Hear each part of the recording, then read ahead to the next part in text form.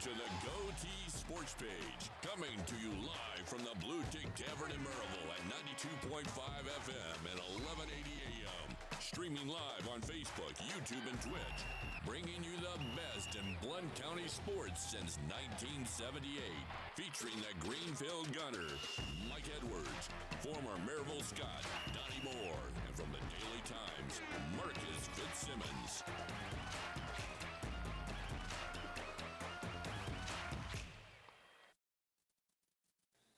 Hello, everybody. I'm Mike Edwards, the Greenfield Gunner, and I'm here at the Bluetick Tavern in downtown Maryville along with Blount County Sports Hall of Famer Donnie Moore and longtime sports writer Marcus Fitzsimmons. The Vols head to Bamaland, and we're going to the whistle blows. And now let's set today's lineup card. Donnie Moore will report on the latest high school football scores involving Blount County teams, and we'll follow up with some national sports stories. Marcus Fitzsimmons will be on board to update us on what's happening in local high school sports. Alcoa Volleyball and Austin BP assistant football coach George Quarles will join Marcus. I'll talk some UT football along with the latest SEC news. Our panel will look at today's SEC football schedule and look at some of the top national contests from across the country, and we'll break down the college football rankings. The Letter Rip segment is set to go, so let's break the huddle and dive right in. Good morning, Donnie Moore and Marcus Fitzsimmons, and by golly, we got an action-packed day today. The SEC schedule looks, man, I'm telling you, loaded. Loaded. Very active today. Loaded today. No rest for the weary today. Oh, and there's some top national games on the agenda, and you got the Major League playoffs going on. I think Formula One's down in Texas, and life is good in the United States right now as far as sports goes, Marcus. And it still feels like summer. Yeah. Today it's supposed to be up in the 80s and feel like today. Fall tonight. That's the perfect combination where you can feel like it's still warm during the day and you can pretend it's fall and put on a jacket at night. That's true. Yeah. That's my favorite time of year. I love it. Yeah, they tell me you're not supposed to wear white shorts after Labor Day, but that's hard. I got white shorts on this morning. It's hard to put them away when the weather's going to be 80 when degrees. it's in the 80s. You gotta keep them hanging around for a while. Yeah. Well, I got a packed Letter Rip segment this morning. I'm going to be talking a little bit about James Franklin. So, let's do it. Yay! One of my favorite people. Yeah. Everybody's, I think. Hey, this past week, Penn State parted ways with their head football coach, James Franklin. Franklin spent 12 seasons at the Nittany Lions' helm, but he was winless this year in his first 3 Big Ten conference games. Penn State opened the year ranked number 2 in the polls after an appearance in the college football playoff semifinals last year. In 2 Big Ten games this season, the Nittany Lions were favored by 20, but lost to UCLA and Northwestern. These 2 losses seem to be the final nails in the coffin for Franklin. James Franklin was 4-21 against AP top 10 opponents at Penn State and 1-18 against top 10 Big Ten teams in conference games. Penn State has not defeated a Big Ten top 10 opponent since knocking off Ohio State in 2016. Penn State will pay Franklin $49 million, the second biggest buyout in college football history, next to Jimbo Fisher's $76 million. The last Penn State national championship 39 years ago. All this being said, James Franklin did bring Penn State back to national prominence after the program was in disarray after the Sandusky scandal. Penn State fans should be cautious what they wish for, as it may take years to get the program to the status it has been. Yeah. Marcus Fitzsimmons, I kind of know your feelings on James Franklin, but did he deserve to be fired halfway through the season after going to the playoffs last year? As a coach, and from a program perspective, I don't know that I could say he deserved to be fired. Now, the fact that it's James Franklin, I got no problem with them firing James Franklin. I didn't like him at Vanderbilt. I didn't approve of what he did when he was at Vanderbilt, and I don't like some of the things that are fairly certain that we heard after he left Vanderbilt. But that beside the point, I have to think that there is more than 3 losses, even with being number 2 and getting knocked off the pedestal and then dropping all the way down to having Northwestern embarrass you. I have to think there was more because of the price tag. At the end of the day, the Nittany Lions are on the hook for $49 million. You don't make that kind of call without a lot of alumni support saying, we got you. It reminds me a little bit of when Tennessee went through the coaching transition from majors to former, in that there were some things that went on the summer before that season started that had everybody very concerned about for Coach Majors' longevity at that point. And I just have to feel that there's some things we do not know about, and maybe Penn State Nation knows about in the gossip mill. But I think there's got to be more than those three losses to make that kind of deal.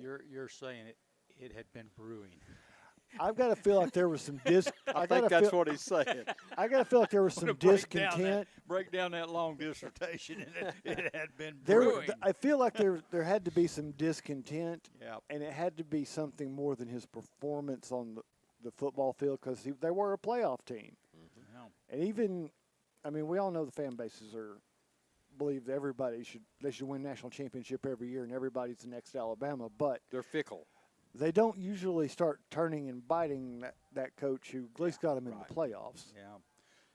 Donnie Moore, whoever comes in there, they're going to, man, they got their work cut out for them, because you got to expect that the majority of these players at Penn State, they're going to hightail it out of there. I would say, they're going to hit the portal hard. And they're probably going to be playing the rest of the year to up their stock so that they can enter the portal and probably go someplace else. So whoever goes in there has got them a tough job. I don't know if those fans and the administration and everybody concerned is really willing to be patient with this deal. A lot of times it takes a good 3, 4, 5 years to get a program back. But I hope they are willing to be patient. Maybe Donnie, with it being with the NIL and the transfer portal going on, that maybe it'll make it a little bit easier, that you can turn it around a little bit quicker, because you can go there rather than going to a high school recruiting class to try to bring your program back. Yeah, and then waiting 2 or 3 years to.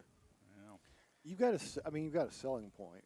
So as a coach that comes in, you're going to have the selling point that not only you can tell the players that are there, you're good and I want to keep you for the ones you want, and you can go out and sell saying, this is my program, you thought we were good before type of situation.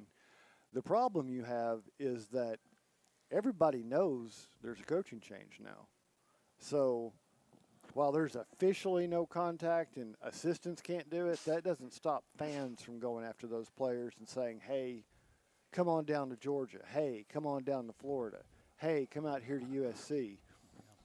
That doesn't stop the fans from putting that kind of thought in players' heads. Yeah, I don't know what James Franklin's going to do, but Donnie, I'm going to give him credit, because he does build programs. I mean, he built. He built the Vanderbilt program. Yes, he did. He left there. He went up to Penn State and took a program up there that was really kind of in disarray, and he put them back on the national stage again. So, he's a marketable guy as far as a program out there that's wanting to get back, maybe to their glory days in some way. You'd have to look at James Franklin to rebuild, because he's got a proven track record. He does. Yeah, he sure does. Yeah, and you're right. You have to at least consider him. Yeah. And who do you get? If you're Penn State, who are you going after up there? You're $64,000. They've already messed up Nebraska out there. There's all this talk about Matt Rule, taking the job, and Nebraska got beat last night by Minnesota, because obviously they scored 6 points. So obviously that's upset their team and their players, at least last night. That's what these major jobs do to programs when they start mentioning coaches. The next thing you know, it's bad enough in November. It starts affecting those teams. When it's October, and you're having those crazy. Mm-hmm. And you've also got Indiana, which just coincidentally has given a raise to a very good coach. I got that in the headlines. And I'm sure that had nothing to do with the Penn State job coming it had open. all to do with it. Oh, no, absolutely. It had everything to do with it. Nah, they never even considered that. Yeah. I mean, if you wanted to know what your administration thought of you, Did you get a phone call this week from your AD asking if you were happy or needed to come in and talk about contract? Yeah, Well, That's kind of your gauge. yeah. that's true. Do we see James Franklin in the Southeastern Conference? Possibly. One of these Well, teams? would he be a good fit for Florida? Because I don't think Billy Napier's going to make it long. Well, they're certainly looking for somebody to rebuild down there, aren't they? Huh? Yeah. Yeah. And, Oh, yeah. you know, in Auburn, you know, they're struggling over there. We don't know what's going to they happen. are. And then you got Arkansas. You know, they're unsettled Mhm. right now, depending on how Petrino does the rest of the year. But he's on up in years, so you know there's some possibilities. And he's already been in the Southeastern Conference and won at Vandy. I would seriously take a look at this guy. Would you all not? Or I would, yeah. Yeah, we know the carousel's going. Some of those seats are going to burn up. They're not as hot. They're going to be cinders on the floor. Incinerated. You know, they're going to look like the turkey come Thanksgiving, and there's going to be people looking. So that you don't know who's going to be hopping where, and you don't even know if he's going to want a job. I mean, he's going to get paid $49 million whether he coaches or not. That's true. I mean, anything he makes is just going to be less that Penn State has to pay. yeah, but he's got that unfinished business. You know, these coaches are pretty competitive, and I know They money are. means a lot. But on the other hand, you're still you got one shot through life to win a Well, national he gets championship. to sit back for 6 weeks of football, sit on the couch for the first time in a few years, and evaluate and see if he actually still has that fire. If he wants to put up with some of the silliness that goes on now, or you know, I can think of 50 million reasons I might just stay on the couch and retire. Really. Yeah, get the golf clubs out. Well, they're going to look for a coach up there at Penn State, and I was looking at the credentials, Donnie, for the job. The athletic director and administration's put out there: attract elite talent. This is what they expect. Retain players in the NIL era. Make Penn State a destination. Attack the transfer portal, and develop players to their highest level. There's a lot of NIL and transfer portal in there, so my expectations would be whoever comes in there, he better go right to that portal, and he better go right there really pretty quick. Do they mean attack the transfer portal positively or negatively? I don't know. But I don't know about that. What I'm looking at, those credentials down through there, you know, you're looking at a lot of words there on that paper, but when I hold that paper up, I'm seeing a lot of dollar signs in there. I don't know about you guys or not, but yeah, they're going to have to come up with some money up there. They are. It's going to be interesting to see how long it takes them to get back, who they get, and where they go from here. Before we get into some Tennessee football, let's talk about some basketball. The Vols were picked 18th in the preseason national polls, and they were picked 3rd in the Southeastern Conference preseason polls. Marcus, your take on the early rankings. You like where they're at right now? You think they should have been ranked a little higher nationally, or you feel good about, hey, let's just take the 18 and show them what we got? I am okay with 18 because we don't know what Tennessee has. We've got paper. I mean, and this is the same story. Well, yeah. Third verse, fourth verse Every that year. we've had. Every year, It's a whole new team. Absolutely, because we got the All-Stars coming in, see? And Every Tennessee's not an exception in that. I mean, we think, you know, we talk about football and the NIL impact. Basketball's a whole new program every year. Your AP Top 25 is just a random throw at the dartboard. They got no more clue. They don't have any idea. I mean, you realize that we just talked about Penn State. They were number 2 preseason for football. Yeah. There are 3 teams that were ranked in that preseason top 10 that aren't even in the top 25 anymore. Yeah. That's with football, where teams don't drop very quickly. Yeah. Basketball, I mean, I'll get off my soapbox, but your question was, I like them when they're in the bottom part of the top 25 to start the year because I like the motivation. I don't like it when they start off with the target on the back because that seems to be the years that they. Yeah, I think their schedule, Donnie, is favorable. I think we so talked a little bit about that last week, but they got Houston on there that's ranked in the top 5, and they got Louisville on there. I think their preseason rank is about 11. So they've got a couple of tough games right there on their schedule. But other than that, they got some games to grow in and get some W's and kind of build that up to get in the tough Southeastern Conference. Right. So I do like that. So I think it's a good place for them right now. It's just it's another year of Coach Barnes and his National All-Stars coming That's in here it. to Tennessee to play basketball, and he's very good about going out and getting him an He All-Star sure team every is. year. And it looks like he's got him another good one this year. So we'll look forward to seeing how they come out. Tennessee and Alabama today. Heck, it's the third week in October, and that means one thing in the South. It's Tennessee, number 11, at number 6, Alabama. And the Tide and Vols will kick it off at 7:30 tonight in a huge game in this storied tradition. The game can be seen on ABC. Tennessee will hit the field with a 5-1 mark, and the Tide comes in with the same identical mark of 5-1. And the contest will be played in Bama land, and everybody's excited about this one.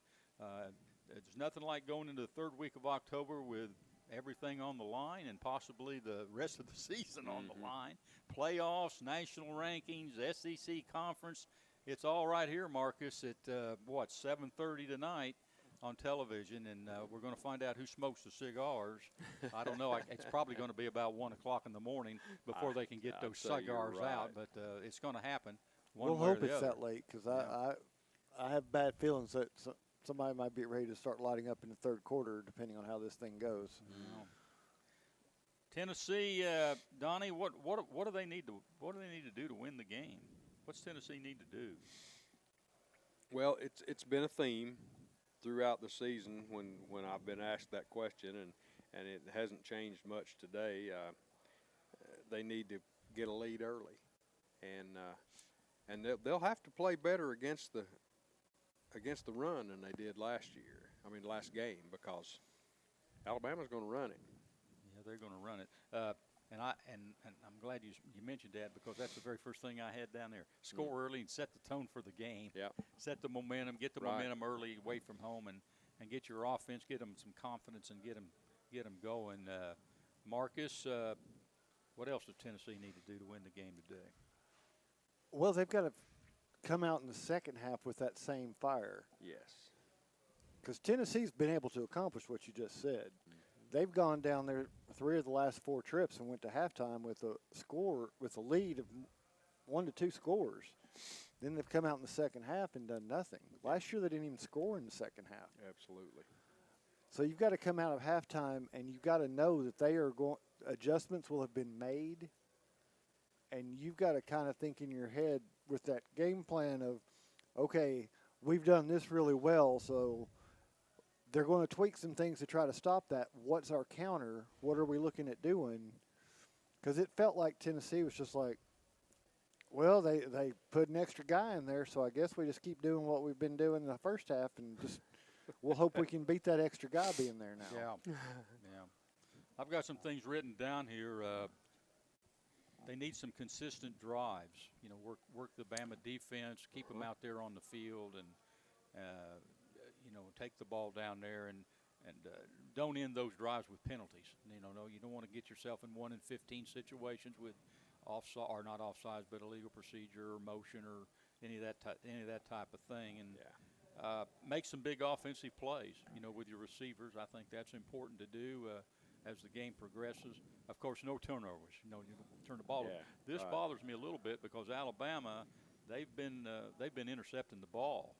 They've been intercepting the ball, Marcus Fitzsimmons, and that's a little scary with Joey Aguilar back there, that he has a tendency every once in a while to throw a pick. Yeah, he so Bama's been, they came up big last week against Missouri with a couple of picks out there to turn that football game away. So turnovers are something in all games you got to look at, but especially in this one. And we saw last night with Miami turning the ball over. Oh, yeah. Carson Beck throwing 4 interceptions last night. You're wondering how they were even in the football game with that type of performance, but it went down to the wire. Yeah, turnovers, Marcus. I think you've got – I don't know that Joey's that concerned, at least not the way he's played so far this year. He almost had one last week that would have been a dumb interception, but for the most part, he's being very careful with the football. He's throwing it most of the time. He's throwing it away when he should. He's not trying to overforce it just because he wants to get a big play. I think he's confident that he can get a big play anytime the situation develops. He doesn't have to force it like he did with App State, trying to get this one because this is the moment I see it sort of thing. I think he's confident with those receivers that you know, we can eat it down and we can still pick it up and not have to worry here. I think the bigger concern for Tennessee is the one we've seen all year, which is,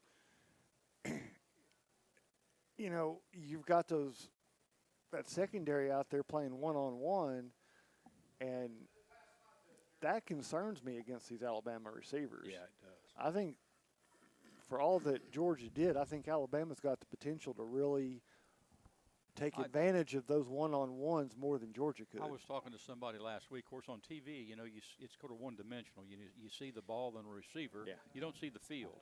Talked to somebody there last week that was over there for the Arkansas game, and he said you'd be appalled if you would sit there and see how many people were open, you know, in the field on pass plays, you know, that didn't see the ball. But as you're watching it on TV, you just see that one particular area. Yeah, they follow the ball. Yeah, they pretty much follow the ball. They need to slow down Bama's run game.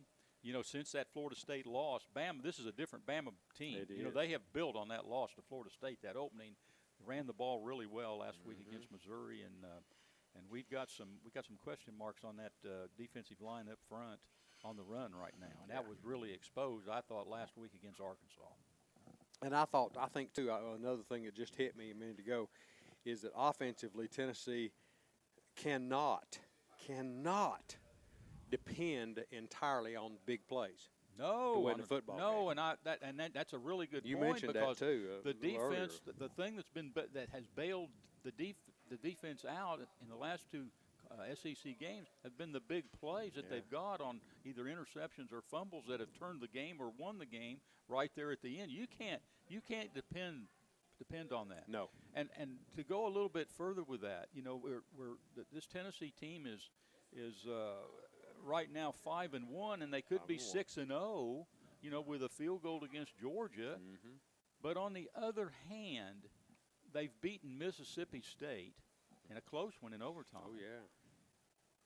They almost, you know, that Arkansas game got too close for comfort right there at the end. It ended up another, you know, a three-point win for them against Arkansas. And you say, okay, those are good wins. Yeah, they're good wins. But I'm going to tell you something. Arkansas and Mississippi State are going to finish in the doormat in the SEC when all the dust clears. That's where they're at. Those two games aren't going to mean a whole lot. No. Right.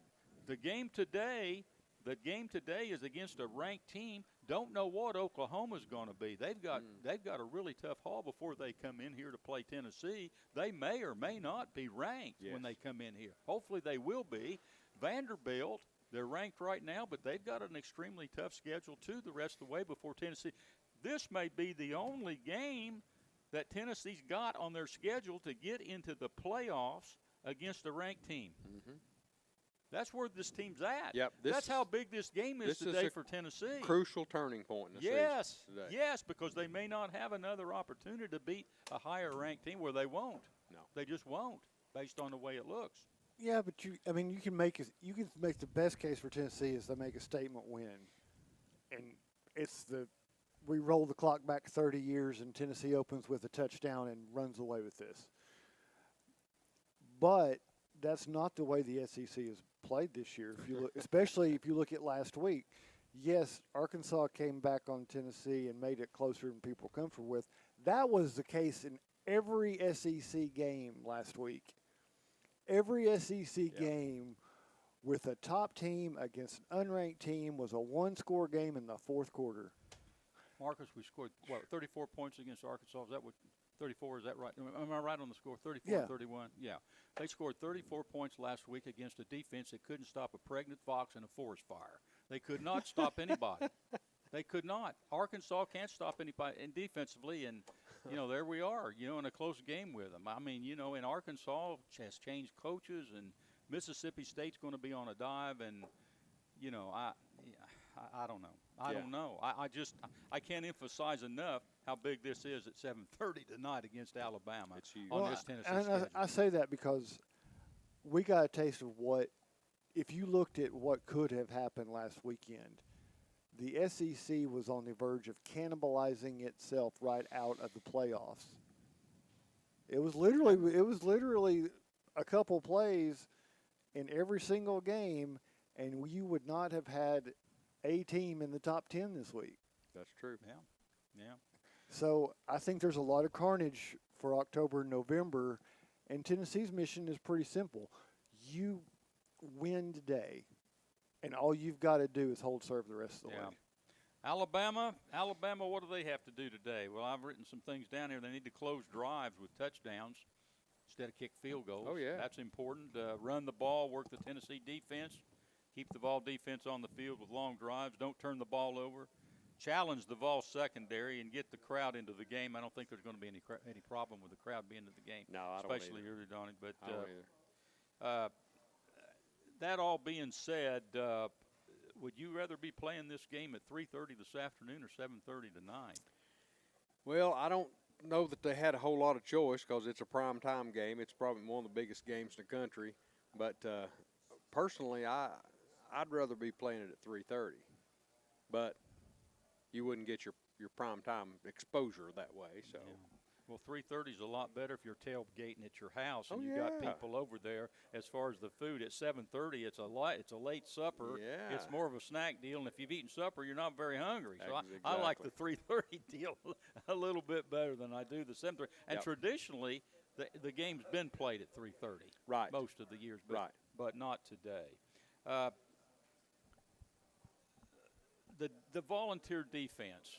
The volunteer defense, that's where my eyes are going to be, on the secondary, mine too, yeah. on the run game. Mm-hmm. Are we overreacting to the Vol defense, or are they really struggling as bad as it looks? Well, I don't think we're overreacting to it. I think they've got a lot of work to do still yet in the season. So, to become the defensive unit that Tim Banks wants. Yeah. So, no, I don't think we're overreacting at all. Yeah. Marcus Fitzsimmons, who's got the most pressure on him going into the game today? Joey Aguilar or the Vol defense? I think this UT defense has more pressure on it. I think there are so many question marks there. I mean, the good thing is Alabama's already said they're looking forward to this. Their receivers have already come out and said they didn't – I won't call it locker room material, but you could make locker room material out of it. Yeah, you could. But when you say you're looking forward to playing that one-on-one, these guys think they can win one-on-one matchups. So they're excited to have the opportunity to play because that's what Tennessee's going to play them is one-on-one. So I think the defense has that pressure because they were flat out called out by Arkansas, and for the first half it looked like they were. Arkansas was absolutely right about the run defense. So now you've got question marks on both sides as to that says Alabama can do whatever they want today. Yeah. So they're the ones who've got to answer. Donnie Moore, I think it's ultra important also that Chris Brazel has a big game today. Last week he was kind of a no-show against Arkansas. He didn't have his normal game last week, so but it is very, very important. Very important for him to have a big day today. And I'm going to, as the game gets closer to the line at the end, I'm going to look at how Josh Heupel handles the clock situation, clock management, and also if he's got that lead, like he kind of did last week, Marcus. Got a little conservative against Arkansas. Aguilar's throwing the ball pretty good, and then we saw a series right there at the end where they ran 3 plays and kicked the ball back to Arkansas, and Arkansas went down and made the game closer. So we'll kind of look what happens in the stretch run, with Josh Heupel and some of the decisions he makes compared to what he's made in the past, I think we know that Tennessee's offense does not play well in conservative mode, and I understand that they've don't want to look like they're trying to do something that they're not in appearance-wise, and that they're trying to play smart and run the clock out. I think there's some situations where you've just got to realize, hey, we are this type of team, and anything can happen in college football. Just keep playing. Yeah. I mean, if you can't take your foot off the gas because the only thing you can do is pull the emergency brake, keep on going around the curve and see if you make it. Yeah. Because if you pull that emergency brake, you're going to put yourself in a bad situation. We'll close on this. The Vols have won 2 out of 3 against Bama, and momentum seems to be with Tennessee, a little bit going into the game. Sure. Although those 2 wins have been at Knoxville. In Knoxville. Yeah. And the last time Tennessee has won in Tuscaloosa, 2003, 22 years ago. Good grief. Donnie Moore, the Tide had kind of owned the Vols at home, but, all good things have to come to an end. Yes, they do. Sooner or later. Tennessee has lost 10 in a row at Alabama. Is this the day that they turn the tide down there? Who knows? Could be. Yeah, and before we get out of I here, hope so. let's just go ahead and go with our picks. Marcus, who you got down there today? That being said, Bama's a 9.5-point favorite as of this morning. Well, I almost called it last week, even though the outcome was not what I said. But what I said would happen happened. Yes, it did. I'll say the same thing. I don't see I see a fifth course of this thing that Tennessee's going to look good in the first half, but they're not going to finish it. Alabama's going to win this. Yeah, well, I'm like you. My heart says Tennessee, but my head says Alabama. Yeah, I like them against Mississippi State and Arkansas, and I thought they got away with a couple of games right there. I mean, they did. They got away with a couple of them that could have gone the other way. I think that catches up with them today. Oh, goodness, guys! Usually, that's our key to success here is for you two to pick Tennessee. And I pick against them, and they win. And listen, that's why we. You're messing with success here. When you're 0-3 like this, that's why you need Charlie Paleo here to get one win out of the whole group. He'd say Vols by 50. Yeah, well, we'll see what happens. We'll see what happens today, and down in Tuscaloosa, but they are going up against an Alabama team, and now it has a lot of confidence and a lot of momentum, and they're tested. They've played some pretty tough. I think they played a tougher schedule than what Tennessee's played. Yeah. But we'll look forward to the game tonight. Hey, we'll take a timeout here, and when we return, Donnie Moore will provide high school football scores from last night and some other news from around the area, and then veteran sports writer Marcus Fitzsimmons joins us with his feature, Mark It Down. You're listening to the GoTeez Sports Page, Blount County Sports Voice, and now stay tuned for the best in local sports. For over 90 years, Anderson Lumber Company in Alcoa has proudly served and supported our local communities. Locally owned, so the money made here stays here. Whether you're renovating a kitchen, bath, new floors, doors, or windows, Anderson Lumber is so much more than a lumber store and can take care of you from design to install. We welcome you to visit Anderson Lumber in Alcoa for all your home's needs, or shop over 67,000 items online at AndersonLumberCompany.com. Anderson Lumber since 1925. Aubrey's is known for real comfort, real food, real good. But remember, Aubrey's is also really into Blount County. Aubrey's Maryville has been a strong supporter of local schools and sports programs for more than 15 years. From baseball to football, dance teams, and marching bands, Aubrey's has helped schools and youth programs generate thousands of dollars. It's easy for us to do because it's the right thing to do. So the next time you're looking to choose a place to eat, we hope you'll choose Aubrey's. Real comfort, real food, real good. See what's on the menu at aubreysrestaurants.com. Welcome back to the GoTeez Sports Page. Donnie Moore, I know you're going to get into some high school scores this morning and what went on last night, but we got Coach George Quarles here this morning. Yeah. And by golly, he's the man of the hour here. Well, he was honored last night at the football game there at Maryville. And Coach Quarles, welcome back to the Sports Page.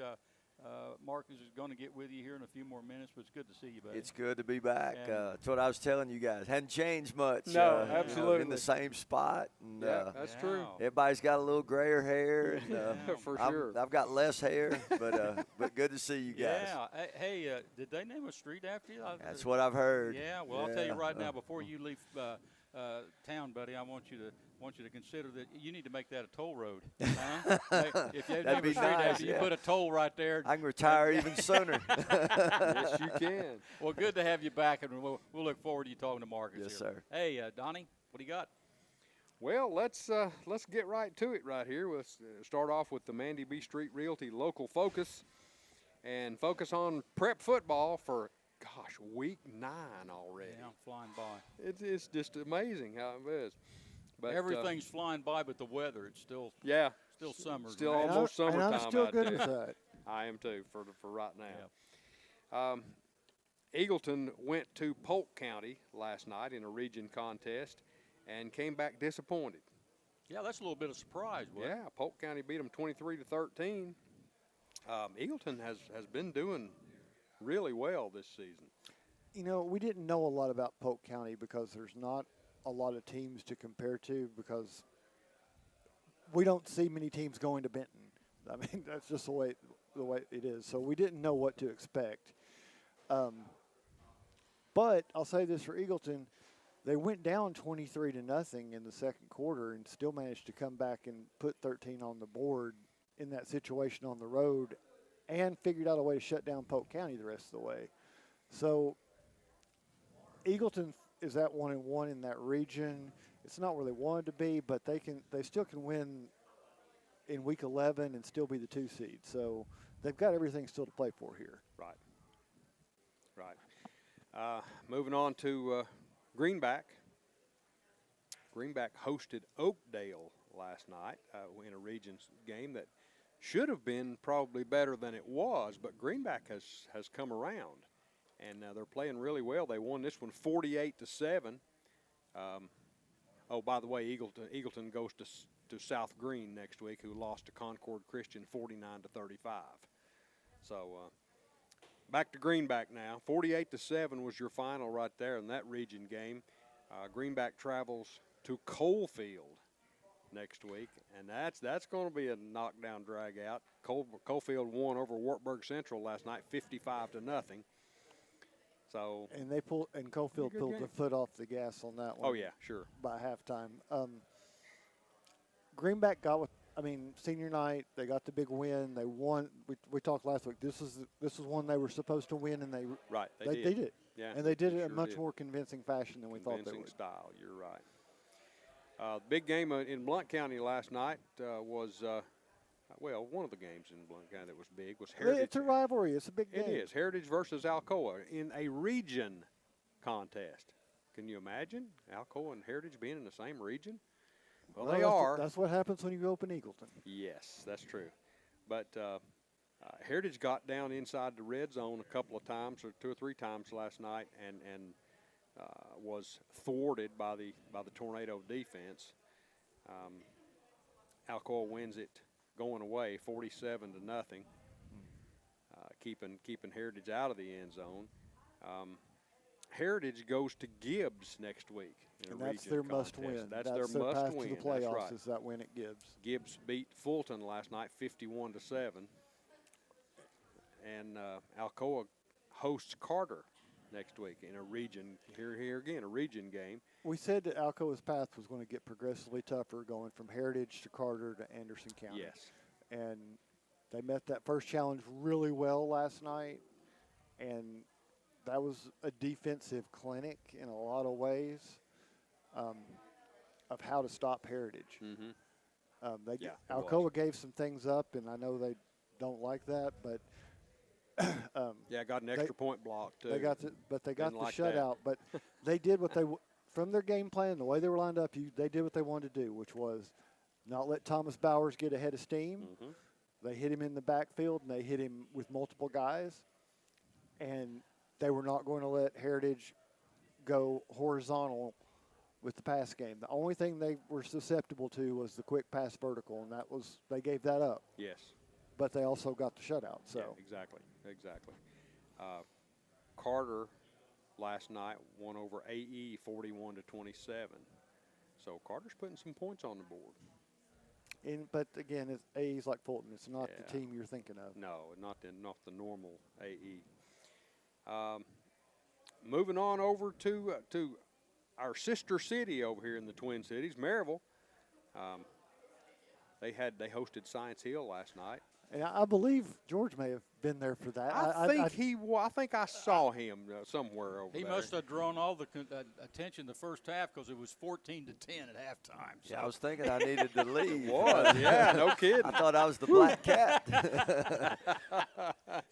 But Maryville scores 42 unanswered then and wins 42-10 over Science Hill. And let me say right there, I love that because it had nothing to do with the game. The term unanswered is one of the most misused terms in sports writing. Mm-hmm. It literally means what it says. Yeah. Unanswered. It means the other team does not score again.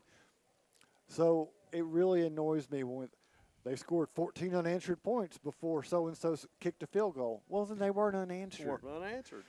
So, but last night was truly unanswered. 42 straight unanswered Yes. points. Yes. Science Hill didn't score again after the first quarter. Absolutely not. Maryville hosts Bradley Central in a region contest next week, who was idle last night. So we don't They got their bye week because they didn't have one last week. Yeah, exactly. They were the odd team because of out. that first game. Yeah. This was their fall break bye. Right. William Blount versus Knox West last night. A lot of people said that this would be a great football game, but it wasn't, to put it succinctly. Knox West has come around. They're playing great football right now. They are the West team of old, and after losing their first four. They lost their first four and had a cancellation. First four and had a cancellation, but now they are rolling. West wins this one going away 59-14 against the Govs. The West offense has found and accepted what they're good at this point. Yes. It's not what they thought they were going to be, but they found what they were good at, and they are playing to that now. They're utilizing their personnel really well. Unfortunately, William Blount got directly in the cross sights because Knox yeah. West knew exactly what this meant, surely as the Govs did. Whoever won this game last night, they're pretty much guaranteed the playoff, fourth playoff they spot pretty much go or to better. And playoffs. But it came down to who was going to win this game. Yeah, that's true. Yeah. That's true. William Blount goes to Knox Central next Friday night. That'll be another tough game for them. It is, and that's the Governor's back door. If they can pull the upset, they're back in contention. Exactly. But they had to win 2 of their last 3, and I would have thought they'd had a better chance against West than Central, the way Central's played this year. Yeah, I agree. Moving on Knox Central won over Halls last night, 38-35. And that was a dogfight. Yes, it was. I think that was a Thursday night game, actually. Yeah, I think it was. You're right. But that was a great game and very close till the end. Seymour was idle last night. They travel next week to Elizabethton, who won over Sullivan East 56-21. So Elizabethton, well, it's Elizabethton and Greenville, and Seymour's got. They know what they have to do as well. They're going to have to pull an upset to get in. Mm-hmm. Yep. Well, that's wraps up the Mandy B Street Realty Local Focus for this week. Thank you to our friends over at Mandy B Street Realty. And just now, I will drop back and punt to my friend and cohort Marcus Fitzsimmons for his feature, Mark It Down, after I tell you that you're listening to WKCE 92.5 FM and 1180 AM Mid-Century Radio. Marcus? Well, thanks, Donnie. You put that one right over my head into the corner and out of bounds at the 1. Coffin corner. Yeah. So now we get to put George on the spot. And I haven't been able to do this for a while. No. And, Coach. He's ready, though. I was reading Josh Lane's story this morning, and I'm looking at this photo he took last night. And there was this tall young man standing beside you in this photo. That's not who I think it is. That's Bo. That's our little one. Yeah, Bo's an 8th grader. He's going to be tall. And, we very blessed. Jack's at Clemson. He's working with football over there. He works for the defensive coaches and loving that as a student assistant. And he's a junior. And then Bo is an 8th grader. And I've told a lot of people, our goal is we'd love to move back at some point and let Bo go to high school at Maryville and let those guys coach him. And, and I'd just love to be a fan, and just watch them play. I don't know if he'll be a great player or anything like that, but I just know that I would love for Bo and either one of my kids to be around that coaching staff and just the good people they are. Yeah, given the coaching staff at Maryville, if he's not a great player, he'll be a better player. Well, if absolutely. he plays at Maryville. Yeah, he'll. I don't know. They'll give him a chance where he can play someday, and but just they'll, And Bo loves it. He's good. Like I said, he's only played 2 years. He played 7th grade and 8th grade, and they were not very good this year. They were 0-7, but it wasn't that good. You know, one of those. But he's tall and really changed his body. You know, just it's funny how nature happens. Looks and, very athletic. Well, looks can be deceiving, but, but he's ours. That's right. You're proud of him. Yes, So sir. we saw, Mike was teasing, George Quarles Way is now going to be an official street once they get through tearing everything up over there. It sounds like it may be many years. Could They be. may be able to change their mind by then. So Donnie and I had an idea that we thought might be more appropriate. What if they did over there in front of the school the George Quarles parking spot, and that's where they put the driver's ed card? I love that. Yeah, that would have been good. Yeah. So, and that was one of the questions we wanted to ask you since when you came back. Do you have traumatic flashbacks of being a driver's ed teacher? No, because we had that break over there on our side. You know, that was now if you don't driving my boys when they were learning how. Now Bo's 13 and almost 14, but we let him drive around the neighborhood a little bit, and he's actually pretty good. I've got a nephew that's not real good that they let me drive with, and I don't have that break over there, and that makes you a little bit more nervous. But we laugh about driver's ed, and I saw a bunch of kids last night. They said, Coach, you had me in driver's ed in 2002 or whatever, and Nice. and I think they're pretty good drivers now. When I was in high school, my basketball coach, Mel Garland, was the driver's ed teacher, and you took it in the summertime. Sure. And I was driving, and I was a block from my house, and he said, turn right here. And I noticed it was a one-way street. He said, turn right here. So I went right down the one-way street. And he got down the end. He says, Edwards, did you realize you just turned down a one-way street? And I did what he told you to do. I said, well, you're the coach. You're the coach. You told me to go down the street, so that's what I did. And you were raised right. You did what the coach said. Exactly. That's Right. Exactly. Well, they said he'll run through a brick wall through you. He'll drive down the wrong way of the street for you, too. You've got this position now. You're Austin Peay. Yeah. We've actually added that into the paper, running the capsules on Austin Peay games, because you draw a lot of interest, and people want to know how the Govs are doing. Y'all are making some noise. We're a good team. I mean, you know, the portal has made everything really tough now, and it's a flip of the coin what you end up with. We brought in, I want to say, 39 new guys in May, and probably about that same number in January. And so you turn over your whole roster every year, which is hard. And but we hit it right on some. We got a quarterback that's a really good player. Now he probably won't be here past or be at Austin Peay past this year. True. He's a Nashville kid. He played at Ravenwood. Oh, okay. Signed with Mississippi State. Chris Parson. Oh, yeah. Just a really good player.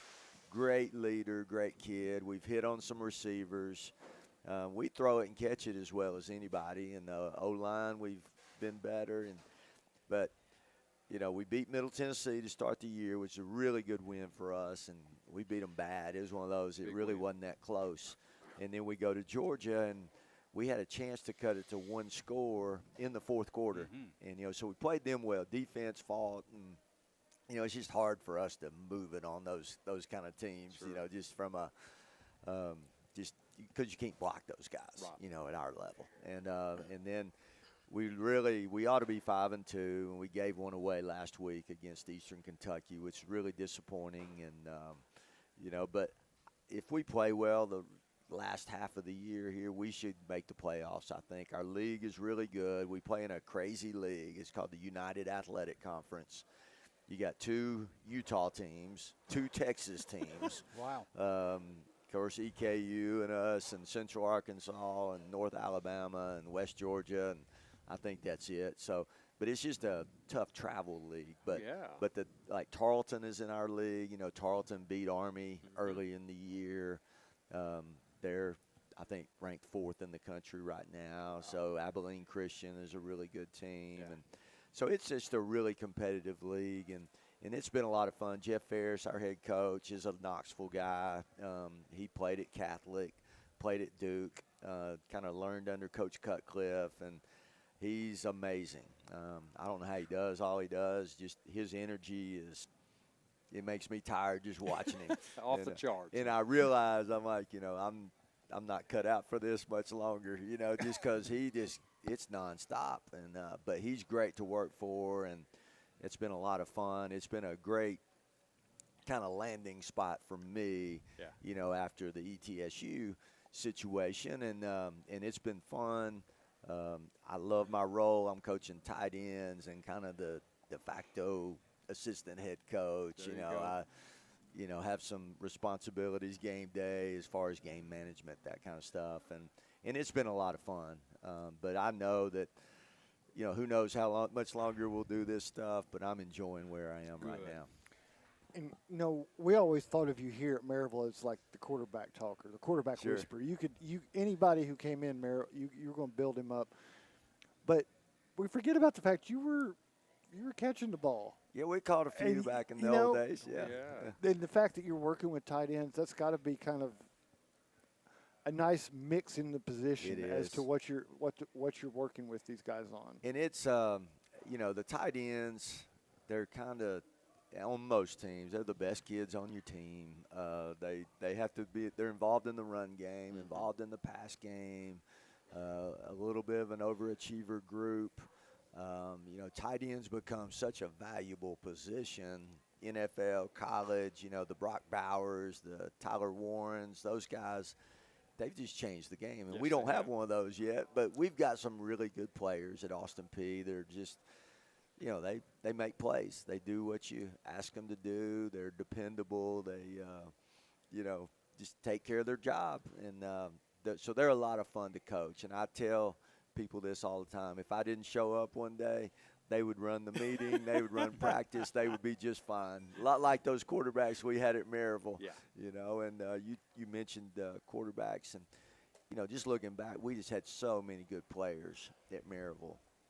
Just caught it just right. You can list, who is your best quarterback. It's hard to say. We just had so many good players. And like I said, last night was awesome, but, it still goes back to those relationships you had and just the number of great players, great coaches that we got to be around and deal with for years. Mm-hmm. Josh and I were looking through the Team 100 program, and we're reporters, so we were picking out the mistakes. But we were looking at the list for passing and all the records, and I'm like, yeah, I remember him. He was a really good one. And you really did. When you look in the back of that book, it's like you were looking at like the top 10 passers, and it's like almost all of them have come in the last 20 years. Yeah, and the game has changed a little bit in the last 20 years. Certainly people throw it a little bit more now than when Coach Wilson was there. They were a wishbone team, and but we just had good players. Whether it was Kay Thompson, or Patton Robinette, or John Garrett. Yeah. Who was an extremely underrated guy. His season, I remember he had 44 touchdowns and 2 turnovers for the year. That's hard to do. And it really is. Well, to win races, you got to have the horses. You got to have horses, no doubt. And one thing I've learned is you're a lot better coach when you got good players, and they make good coaches. Exactly. He's become one that, we haven't talked with the guys yet about sportsmanship awards, but every year they've been mentioning John as one of the best young officials they've got over there. Yeah, he's got. I talked to some of those guys. Tom Stennett, he's an official, and I said, "Does John Garrett officiate with you?" He said, "George." He said, he's close to SEC type stuff. He does the mid-majors, and and he was so level. Nothing rattled him. That's why he's a good basketball player too. And you wouldn't have picked him. If you were picking out a lineup, all right, I'm going to pick that kid. He might have been the last one picked, but he was just a winner. And we had so many of those kids. I know I'm naming names because I'm going to leave people out, but we just had so many of those kids over the years that believed they could win, and they were coachable and just did what we asked them to do. And that's becoming more and more of a rare thing. And one of the things, Coach Hunt's mentioned this, and you mentioned it when you were there, but I still find it shocking in a way that when we look at Maryville High football, you go to the junior high and the team's running Similar stuff, yeah. very similar Yes, stuff. yes. Yeah. The Little Rebs are running very similar stuff. But yet we can go to multiple other high schools and we do not see that kind of coordination going on. Right. Did you create that? Did Coach Hammondtree create that? Did Coach Wilson do that? How did that – how far back does that go? You know, some of it, you know, I think, you know, the youth programs who – it's not daddy ball. You know, you got guys, Don Centel did it for years, the Maples, Joey Winders, David Hunt, you know, all the way through that they didn't do it because their kid was going to be the quarterback sort of thing. They did it because they loved coaching, loved kids. Right. And then Jay Malone is done, you know, he's been at the middle school for years. And, yeah, we would meet with those guys, meaning they would come to watch practice, but it wasn't like, hey, guys, we want you to run this stuff. Because some of the stuff, it doesn't translate. You know, it's hard for a 10-year-old team to run some of the stuff the high school's running, just skill-wise. You know, they don't have some of that stuff. But terminology, you know, we wanted them to, but we certainly didn't make them do it. And, you know, it was just everybody, there was alignment. You know, whether it's administration, and it was all the way down, and everybody wanted Maryville High School to do well, and that was, you know, it's hard to recreate, and I don't know how we did it sometimes. It worked out, you know, but it was just there was alignment, which is awesome to see. Those coaches saw a way to create continuity in the program. Absolutely, and we wanted you know, we wanted them around. They could come to practice anytime. We went and did spring practice a couple years at the junior high and coached those kids a little bit. And it was just some base stuff, fundamentals, but that was fun.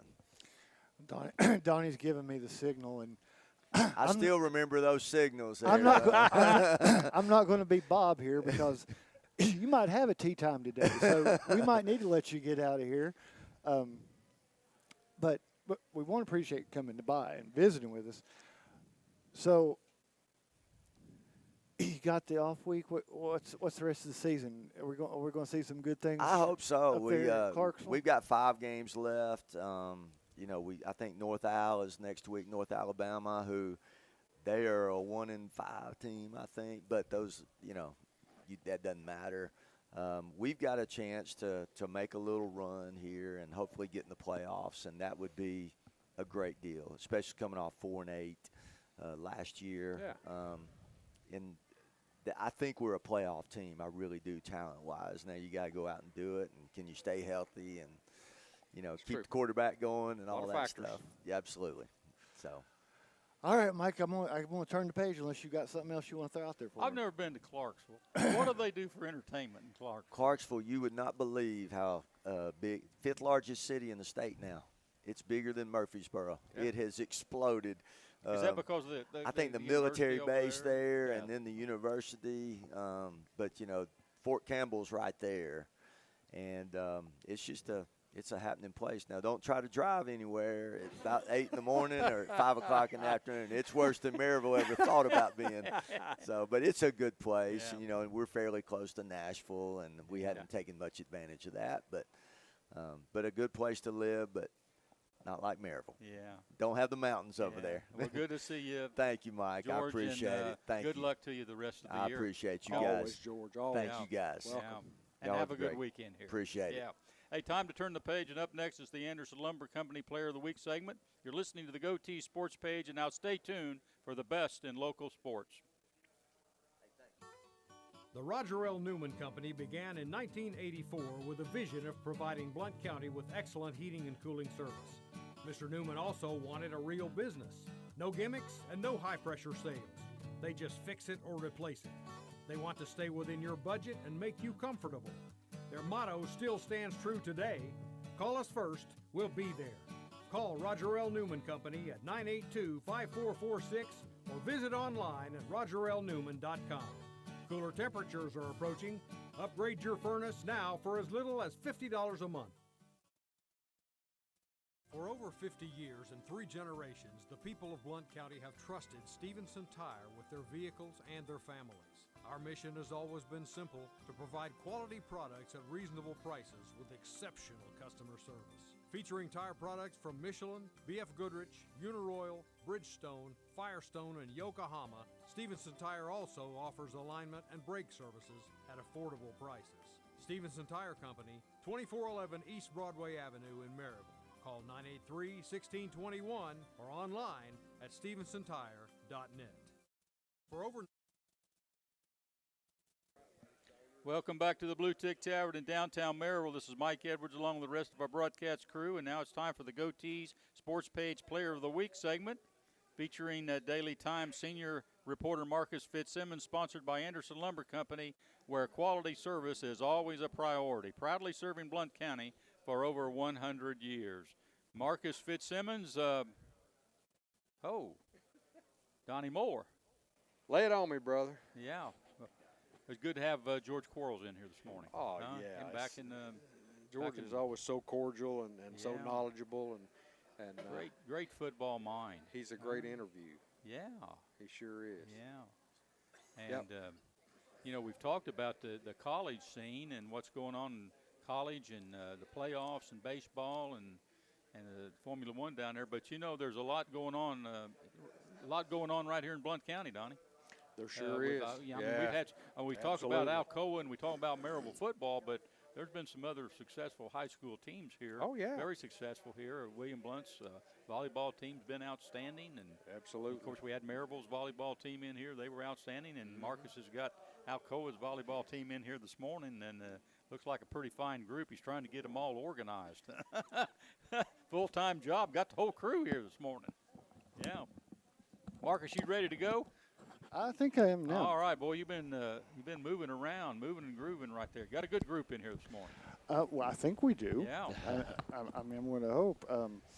Alcoa Volleyball is joining us, and Coach Sam Thomas has brought a quartet of Lady Tornadoes. Yes. Is this like the whole front line you brought here? Yeah, What have you got? What have you brought us this morning, Coach? We've got 3 juniors here: Ari Cole, our outside hitter; Skyla Jolly, our setter; and then Julia Santos, who is our libero. And then we have Brooklyn Humphreys, who just came to us this year, her senior year, and she was right side outside hitter for us this year. Okay, I'm just looking.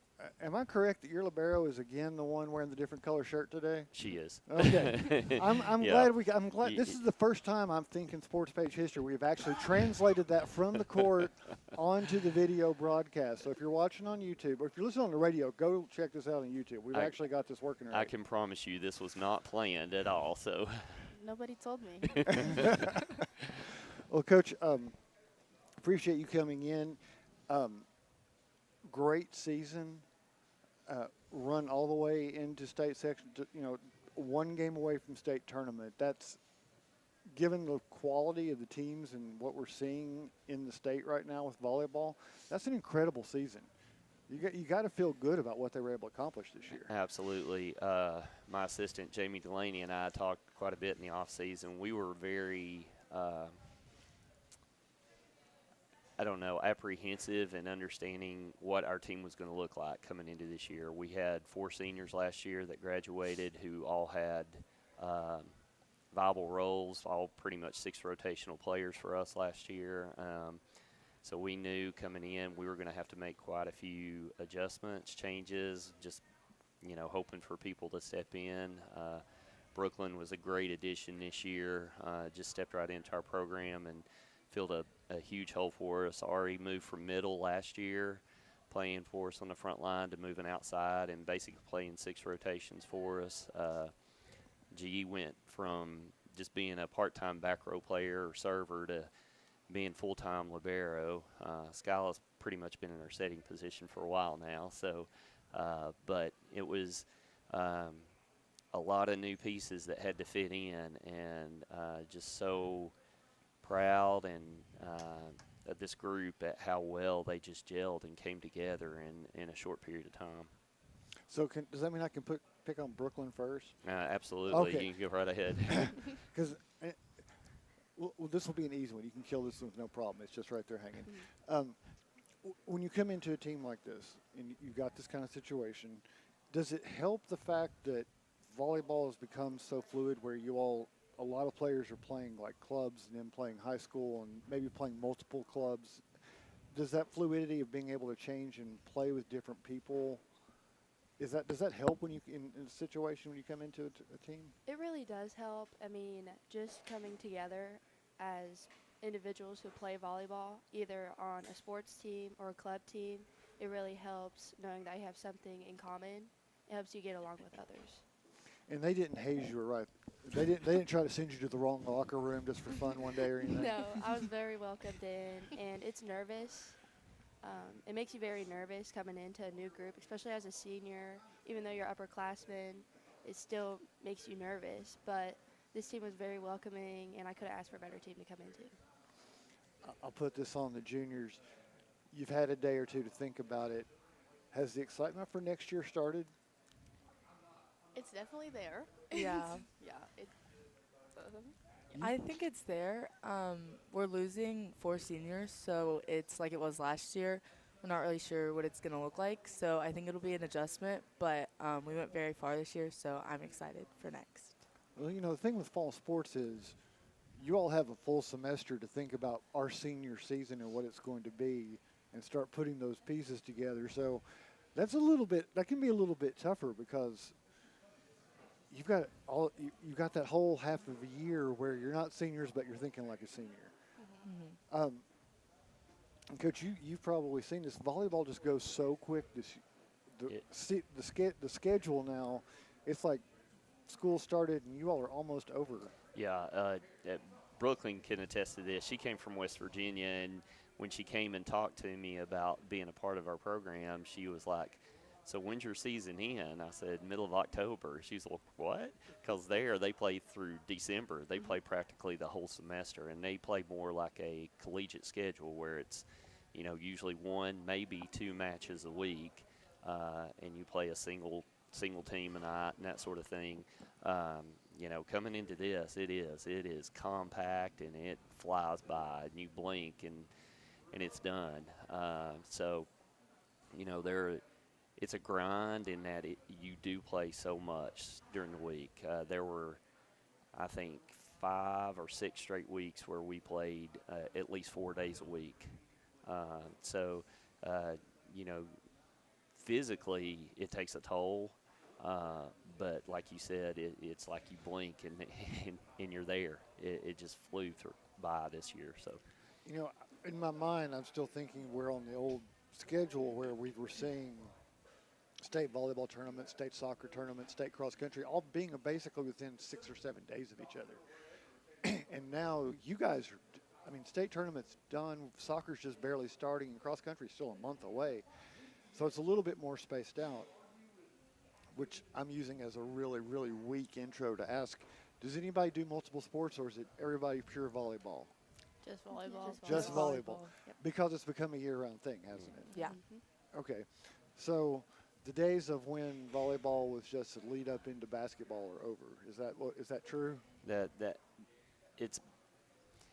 This is my 27th year doing this, and I have never seen sports become more focused, singular sport focused in all my years of coaching. It used to be when I coached way back when I had one player, she did 4 sports in high school and went into college and did 2 in college and then coached after that collegiately. You're just not seeing that anymore. Now, what will happen, a lot of these girls are going to turn right around and go into club. Clubs, they're going to start doing tryouts. They'll start practices in a couple weeks, and they'll do club all the way up to springtime, some of them even into the summer, and then you come right back into high school and go. So, We've got a handful of younger ones that we've got one going into basketball. We've got a handful that'll do softball in the spring, some that'll do some track in the spring and that sort of thing. But, yeah, the days of when I was coaching volleyball and basketball, and I'd have a handful of girls come with me, we'd take 2 or 3 days off, and then we get right into basketball. You're just not seeing that as much anymore. So everybody's is Coach right? Everybody's getting ready for club circuit? Yep. Okay. So I'm going to take a stab here. Most of that's going to be at K2. Is that going to be true, or is it 1? Yeah. Me. Okay. So where are the other? Where's everybody playing club? Let's go down. Let's go down the row. There's one in Northview. I think me and Skylar are both going to try to go to a practice on Sunday for it. What's the name of it? I can't tell you. I don't even know if there's a name. We'll go with Northview. How about Northview. that? That works. Yeah. I'm not sure yet, but Still not decided. yeah, still not decided. Okay. This is why she gets that different color shirt. Okay. So looking at this prep season, we're looking at what y'all did. And what was more challenging, and I'll put this over to be a brave soul, was it tougher to play at the county championship or what y'all had to do at the region championship? I don't want you to throw anybody under the bus, but it feels like you all played like your postseason started with county, and it was just like you were playing the best teams around. So what was one tougher than the other? I think for me, the region was probably harder playing against, like, it was just those 2 games back to back, and I think we were all really tired, and it was just like, it was just hard to play. I think, what was it, 8 sets? Yeah. All in one night. So I think we were all really just all in one, so. Did you just drag them back to the cars and the bus and throw them in and they slept all the way back? Listen, it was a late night. I would agree. I think talent-wise, probably the Blount County night was a little more challenging. I mean, William Blount was just an unbelievable team, and I hated that their season ended, but, they had a great run. Maryville is always competitive. Heritage, they ran into the buzzsaw that's Dobbins Bennett, but given his crew of undersized players, Jay does an amazing job with them. So from a talent perspective, I'd say the Blount County, but from a physical perspective, I agree with G. Like the regional night was a grind. 8 sets. I mean, the Blount County, we played 6 sets. And to be very honest, I treat the Blount County as an opportunity to allow some of the girls to get some court time in preparation for the postseason. If I need you to do this, but in the regional, G, Skyla, and Ari pretty much did not come off the floor. We played 352 points that night. Skyla and Ari played all 352, and G played almost 340 something. Brooklyn got a little reprieve on the back row, so her legs were a little bit fresher, and it was obvious in those last couple of sets against Seymour. She was the one who was able to still spring off the floor a little bit, had some juice in the legs, but that was a long night. Yeah, they dragging onto the bus. They wouldn't let me drag them, but it was about that close. It was about that close. Yeah. If it wasn't for the excitement of victory, you have that feeling that there'd be a lot of snores by the time before you all got back to the school. And you kind of summarized it well, but playing, I'm just still amazed by the quality that we have going on within the county, because for all practical purposes, besides the fact they had to play each other, and like you mentioned, Dobbins Bennett coming in, you had 4 state sectional quality teams right here among the schools. So it's amazing how far the bar has come up, and I don't think the players can appreciate when we think of the days when you talked about 27 years ago, and you all were chalking lines on courts and things like that to get spaces to play. So do you tell them any war stories? Does he do that? Does he tell you stories about the bad old days? And no, they're all sometimes. Okay. Maybe a couple. Hey, they really don't have a reference.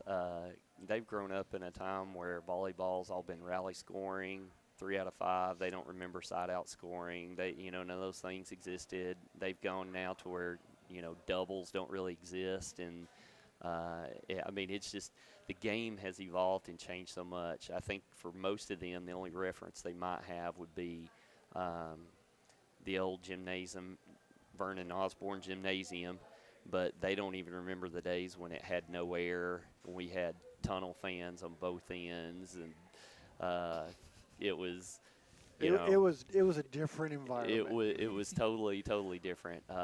You know, so I don't know that they really have a frame of reference for some war stories, but I'm sure I've told them enough stories about making sure they follow rules and stay in line and consequences to other teams that have come before them. Okay, so knowing how ritualistic and momentum built volleyball is, I always see every team there are little things going on that seem to show up repetitively during the course of a match and seem to be the go-tos. What's been team's go-to thing this year? What have y'all what did the season kind of revolve around when it was all said and done? I know before games we all pray, but we also have our handshakes that we do before we go on to. There are handshakes. Yeah, there's handshakes. Everyone has one with like 4 different people. Yeah. Have to remember them. Yep. Every game. Every Are single game. they fit for public consumption? Like, could we see one now, or they're going to throw us off the air? You have to like stand up, someone with our feet. Yeah. Or with like, you gotta dance around. Like Okay, so there's feet involved. So the table is going to prevent this. It's going to prevent this. I was going to put somebody on the spot to do this to Mike Edwards, but apparently that's not going to happen. But girls, we appreciate y'all coming in to visit with us on a Saturday morning. I know it was the top of your wish list to come hang out at Bluetick this morning on a Saturday, but we appreciate you coming in. It was a great season, and thanks for the visit. And Coach, thank you for bringing them in this morning. Marcus, we appreciate it. Mike, Donnie, thank you so much. We appreciate you guys and all that y'all do for our county and putting a spotlight on our athletic programs and you know, those programs that sometimes don't get a lot of recognition. So we greatly appreciate you all. Yeah. Marcus, it's always great to have high schools in here. You know, It is. They work extremely hard, and we've said this 1,000 times, Donnie and Marcus, that we're just blessed with great coaches and kids that do a great job out there, and then they vie for championships every year in all the sports. You know, it's not just basketball and baseball and football. It's all the way around, and it's great to see these people in here. Really is. It really is. But I guess we'll have to go ahead and turn the page. All right. Time for a break. When we return, it's the Boyd Sports Spotlight. You're listening to the GoTee Sports Page, and now stay tuned for the best in local sports. Aubrey's is known for real comfort, real food, real good. But remember, Aubrey's is also really into Blount County. Aubrey's Maryville has been a strong supporter of local schools and sports programs for more than 15 years. From baseball to football, dance teams, and marching bands, Aubrey's has helped schools and youth programs generate thousands of dollars. It's easy for us to do because it's the right thing to do. So the next time you're looking to choose a place to eat, we hope you'll choose Aubrey's. Real comfort, real food, real good. See what's on the menu at aubreysrestaurants.com. The Roger L. Newman Company began in 1984 with a vision of providing Blount County with excellent heating and cooling service. Mr. Newman also wanted a real business. No gimmicks and no high-pressure sales. They just fix it or replace it. They want to stay within your budget and make you comfortable. Their motto still stands true today. Call us first, we'll be there. Call Roger L. Newman Company at 982-5446 or visit online at rogerlnewman.com. Cooler temperatures are approaching. Upgrade your furnace now for as little as $50 a month. Welcome back to the Bluetick Tavern in downtown Maryville. This is Mike Edwards, and it's time for the Boyd Sports Spotlight segment. Donnie Moore, there's a lot going on, as we mentioned. Indeed, there is, my friend. So let's get right to it. This is our sports headlines segment that's brought to you, as always, by Fast Signs. The Los Angeles Dodgers seem to be on a hot streak going into Friday night's game with the Milwaukee Brewers last night game. At that point, the Dodgers led the NLCS 3-0, but now they're National League champions. There you go. They won the game with a 5-1 victory last night, and win the series. They swept the series 4-0. Yeah, that's a little surprise. It really is. The Brewers have had a great year, and you would have thought that they would have, had a little bit better outcome than being swept 4-0. But I agree, well, but but they ran into a buzzsaw last night. So, I mean, you're not going to see that kind of. You're not going to run into that kind of performance except once in a generation. yeah.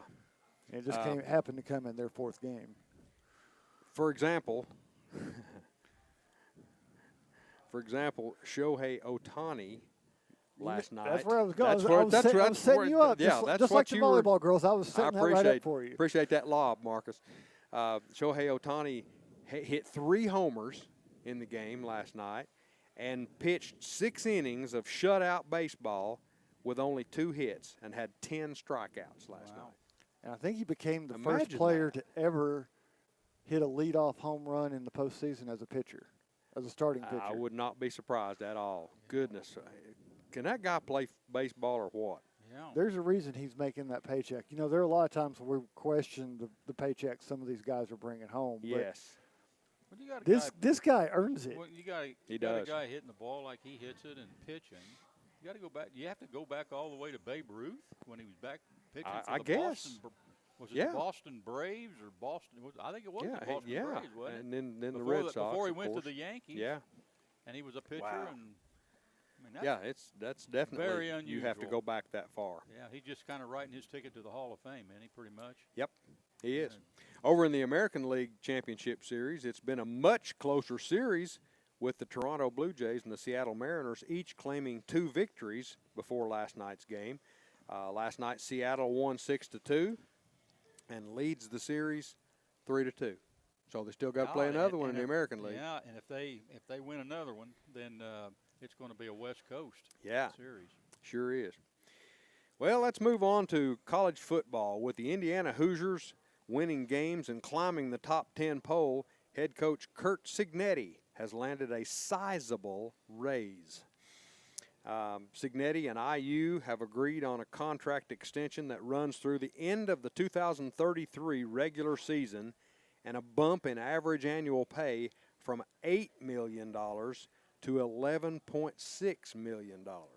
$3.6 million a year raise. Not too shabby. Only bumped him $300,000 a month. You know what? Is that all? And you know what led to that was the fact that James Franklin got fired at Penn State, and that's coincidence. He didn't have to do. He didn't have to do a lot of negotiating on that. No, on that deal. absolutely. They went ahead and made it. Made their statement right there. Yeah, and made it attractive to him, didn't they? Got him signed up, and that Indiana team now can go ahead and focus on what they need to be focused on the rest of the year. Indeed, so they in my opinion, that was a very, very smart move I think so by too. Indiana University to quell those rumors right out of the gate. Yep, I agree.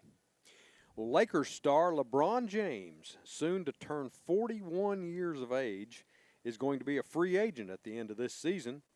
With the acquisition of Luka Doncic at $46 million a year, the Lakers' payroll has swelled to well over $160 million per year. And it makes sense to figure that if LBJ is to remain a Laker, he's going to have to restructure his contract to accept less money or move on. With the Lakers and the Dodgers out there, there's a lot of money going around, isn't there? You better believe it. Good There grief. is, but despite what he says, I'm really hoping this is it. Yeah. Well, we thought it was it a few weeks ago. He needs to move on. The simple reason is, I lived in D.C. for Jordan's final season. Yeah. When he played for Washington, right. And it was painful. Yeah. I mean, he had a couple of good games. I think he had one of his 50 or 60-point games for them. But for the most of that season, it was painful. Yeah, and you think back to Willie Mays. Remember when Willie Mays went to the Mets, and he tried to play it out, and it just was. I don't want to see LeBron that way. I just don't. He's had such a great career. Sad. He needs. Yeah. I'm sure he will know when he feels it, but I don't want to see him have that kind of season where he just regrets it. You want him to go out on a good note in the top. He's not going to go out on top. He's past that, but I don't want him to go out on a season that was just a regret. No, absolutely. No, you're right. He probably needs to just say goodbye. So, he's agreed to this one. But, if you get to Christmas and you're not feeling it and things aren't going well, I think guys should be able to do it at that. Yeah, just go ahead and announce. Go ahead and make the call. Finish out the year, and everywhere you go, they'll give you a car, and they'll give you a trip, and they'll absolutely. give you a cruise. Well, if you time it right, and all of that'll make all your meals will be free. All that'll make you look better. Yes, it will. When you start getting all those awards. Remember how many rocking chairs they gave Kareem in that final season? I think every team did that the last time he played at their place. They gave him a rocking chair. Yeah, more than they had at Cracker Barrel. Well, to get a rocking chair to fit a man with those legs, they got to be custom made. Yeah, no kidding. Yeah, they got to be really high. Because he was like 90% leg. Yes. Newly retired Auburn basketball coach Bruce Pearl has wasted little time moving from the court to the broadcast booth. CBS Sports has announced they have landed the flamboyant coach to be an analyst for the regular season and the playoffs. He did a bit of that before when he was under the dark cloud after Tennessee. Yeah, you're right. And he does a great job at Mike's that. laughing. I didn't want to say because he wasn't allowed to coach. That was a really nice way to put it. Can you say show cause? That was a really nice way to put it. It you could have was. said, I well, like while that. he was in jail, and couldn't coach. But, under the dark cloud, that sounds really Okay, really if good. he'd been put in jail, Bruce Pearl would be coaching the championship game of the Prison League. Prison League, that's right. He would. Formula One has entered into a new 5-year media rights deal with Apple. Wow. All Formula One races will be brought to the U.S. On Apple TV beginning in 2026, next season. Apple will pay $140 million a year for Formula One rights. That's relief. Formula One has been paying ESPN only $90 million annually since 2018, and races will continue to be seen on ESPN through the 2025 season. That's a relief. Yeah. I thought you were going into something where they were going to have that iCar app in the cars, and they were going to have to listen No, not yet. So anyway. it's Apple TV we're talking about. Yes. It's not, okay. Yeah. It is. It's Apple Yeah, TV. and they got 3 races. There are certain sports I don't think you should be able to have text and drive, and that's one of them. Yeah, that's one of them. They've got three. Three Three events in races. the states now. Miami and Vegas and Texas. They're down in Texas this weekend. Yeah. But it's growing and growing and growing in popularity. It and sure is. They draw really well in the United States. Of course, they draw really well all over the world. Yeah, all over. Yeah, outside of soccer, it's right up there as one of the top sports. Sure is. In the world. Well, 8 college football coaches have been let go so far this season. Here are the 8 open jobs in order from least desirable to most desirable, and that's Who that's put them in that debatable. order? That's debatable. CBS Sports. CBS, okay. Yeah, Just CBS want to get Sports. the sourcing as to who was thinking this. At number 8 is the Alabama Birmingham job, who was that was Trent Dilfer. Yeah, his firing kind of got missed in all the Franklin hoo-ha-ha. Yeah, it did. Number 7 is Oregon State, whose coach was Trent Bray, and he's saying goodbye. Stanford comes in at number 6 with Troy Taylor as the head coach that got the axe. He hadn't been there long. No, he hadn't. Number 5 is Oklahoma State. Mike Gundy got the axe. He's a well-established coach. Yeah, he spent a few years there. Yeah, he did. Over 20-some years. Number 4 comes in at number 4 is Virginia Tech with Brent Pry that got let go. Number 3, UCLA with Deshaun Foster leaving the program. Number 2, Arkansas, Sam Pittman getting the axe, and number 1. Penn State, Penn State to James Franklin. Yeah, all that being said, where are you going to put Florida? That's true. Because Florida is that a weekend to weekend deal? It is, and I don't know whether that'll be a top 8 job or not. I know they got Mississippi State today, and they're favored in the game down there in Gainesville, but they're 2-4 right now. And that's the worst situation they can have. They always need to be the underdog where they can feel like they're playing up, and everybody's against them. That gets the best out of the team that he has down there. their worst performances have been against the nobody teams. Yep, I agree. Let's see. Let's move on to On This Day in Sports, October the 18th. 1924, Mike, moving back to 24, Harold Red Grange, name we all know in football, NFL legend, plays his best college football game. He had 4 long touchdown runs. Yeah. When I was growing up, the game of the week up in Indiana was always – the NFL game of the week was always the Bears. You know who the announcer was? Red Grange. Red Grange. Now, that's going way back to the sure is. late 50s, early 60s right there. But, yeah, Yep. Red Grange was the announcer. 1925, Salt Lake City's baseball team, they're in the Pacific Coast League. Salt Lake City's Tony Lazzari hits his 60th home run of the season, 1925. So he ranks right up there with some of the game's greats in Major League Baseball, doesn't he? 1930, jockey Joseph Sylvester was the first jockey to win 7 races in one day. Bet his butt was tired. Can you imagine? And sore. Yeah. 1953, Willie Thrower. Great name for a quarterback, wasn't it? Willie Thrower. Yeah. First black NFL quarterback in modern times. 1955, another name we all know, Jesse Owens, named Track and Field Magazine's all-time track athlete. Boy, he was great. 1960, Casey Stengel was retired by the New York Yankees.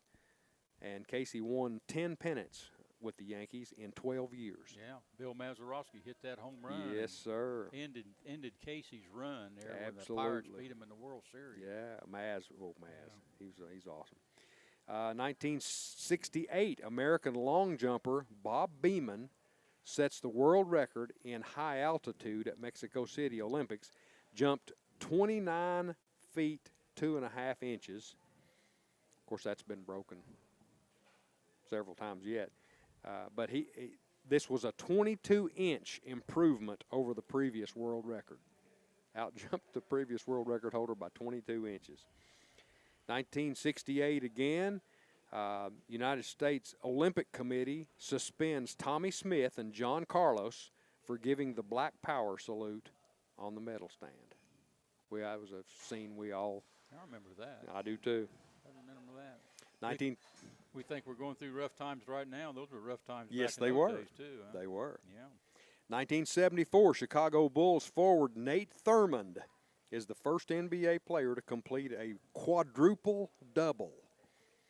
He had 22 points, 14 rebounds, 13 assists, and 12 blocks. You know where Nate Thurmond played his college basketball? I don't know. Where'd he play? Bowling Green. Bowling Green.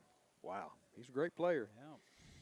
1977, Reggie Jackson hits 3 consecutive home runs versus the Dodgers and ties Babe Ruth's record for that. 3 consecutive home runs in one game.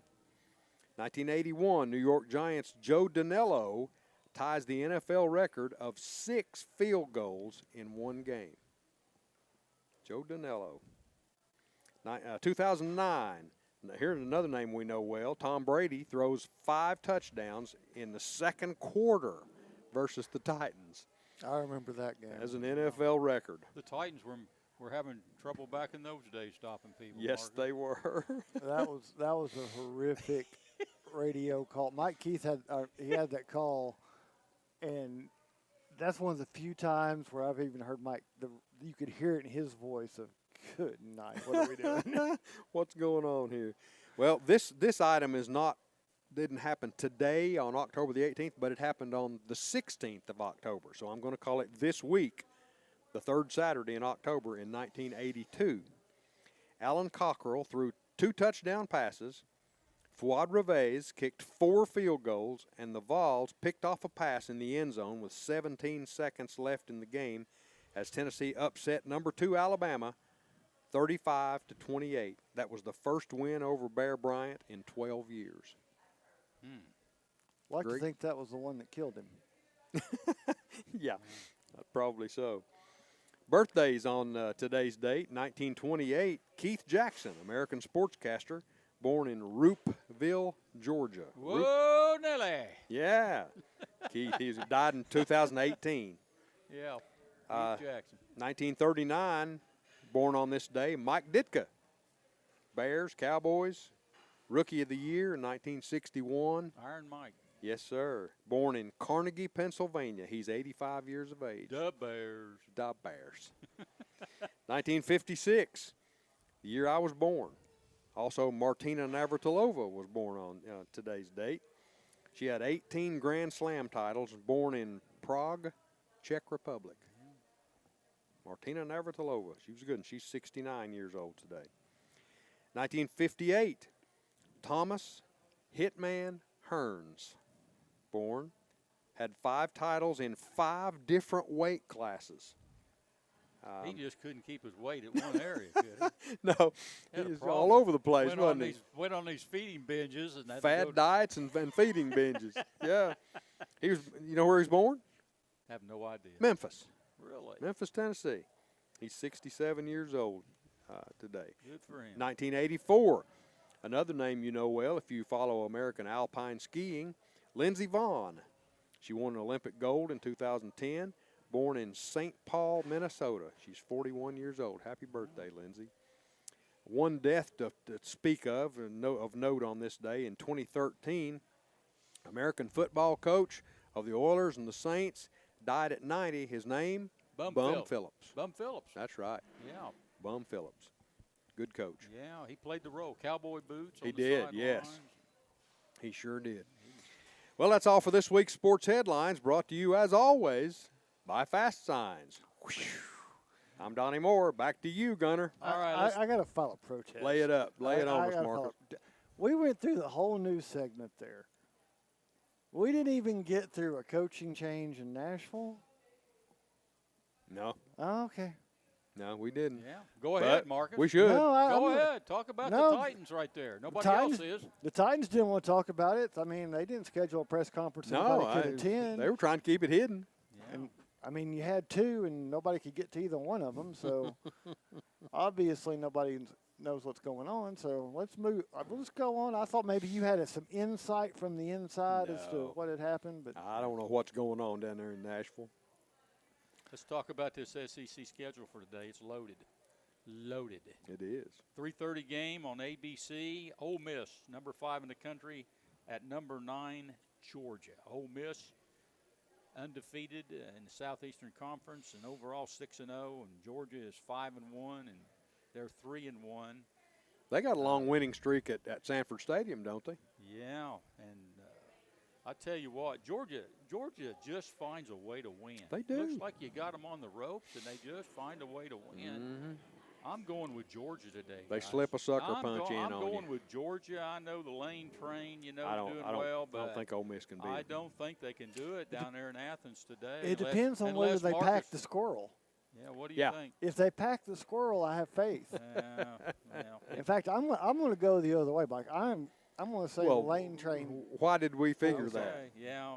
We didn't. We Because, expected that, Marcus. I have my doubts that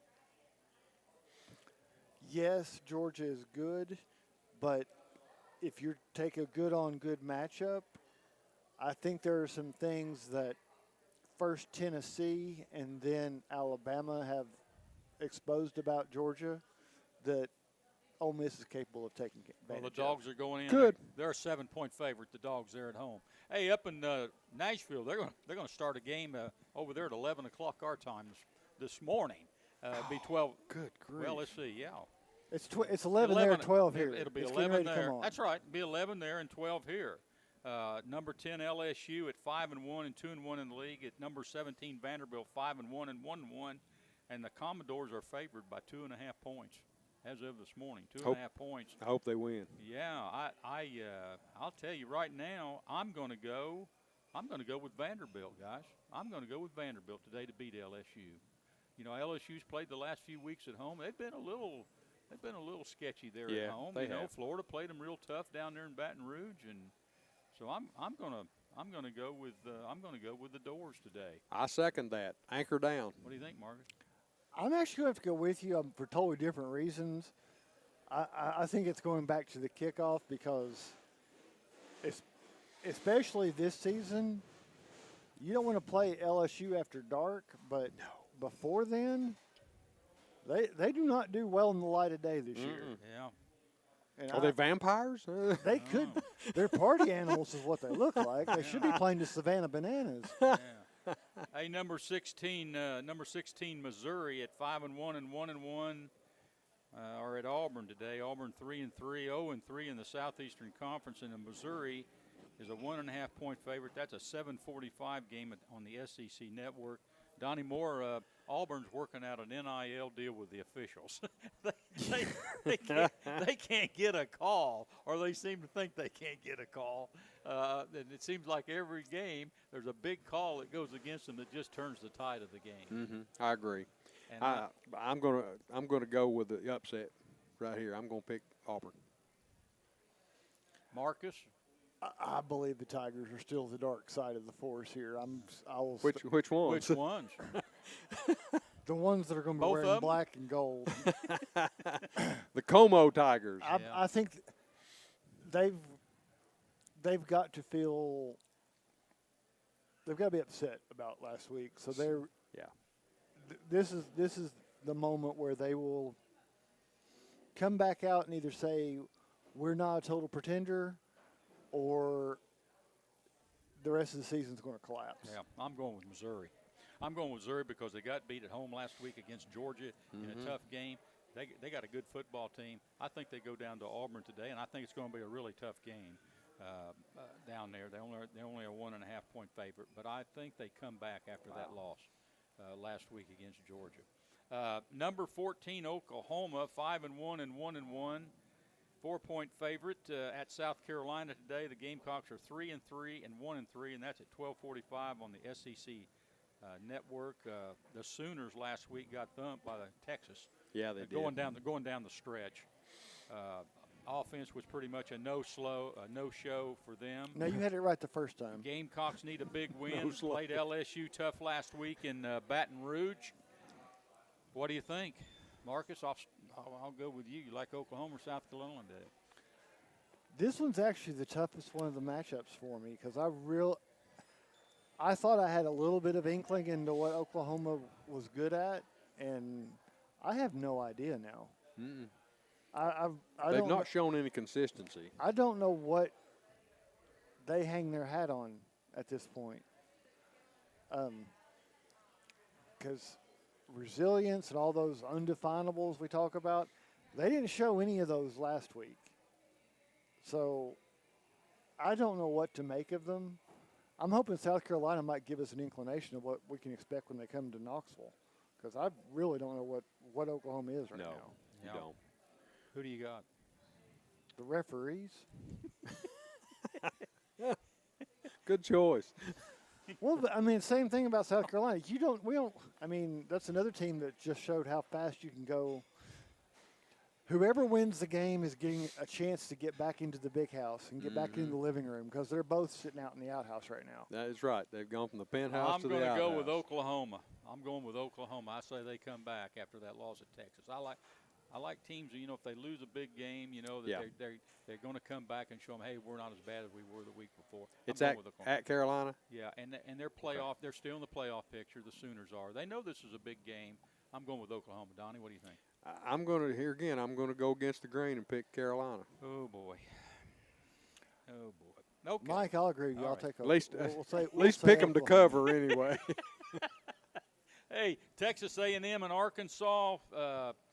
Texas A&M ranked number 4 in the country, and they're one of those 6-0 and 3-0 teams in the SEC. Arkansas 2-4, 0-2, lost a tough one to Tennessee. They can't stop anybody.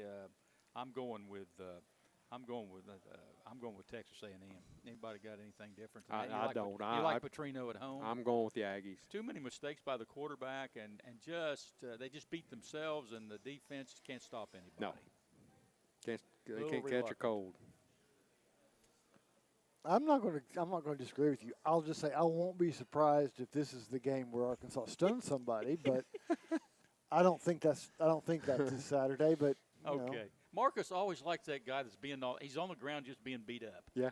You gotta You got to go for the guy that's down there, and they're just kicking the holy snot out of him. That's true. I'm going to give him a break, and I'm going to go for him. Well, we'll give him another chance. Number 21, Texas at Kentucky. 7 o'clock tonight on ESPN. Texas 12.5-point favorite. Kentucky.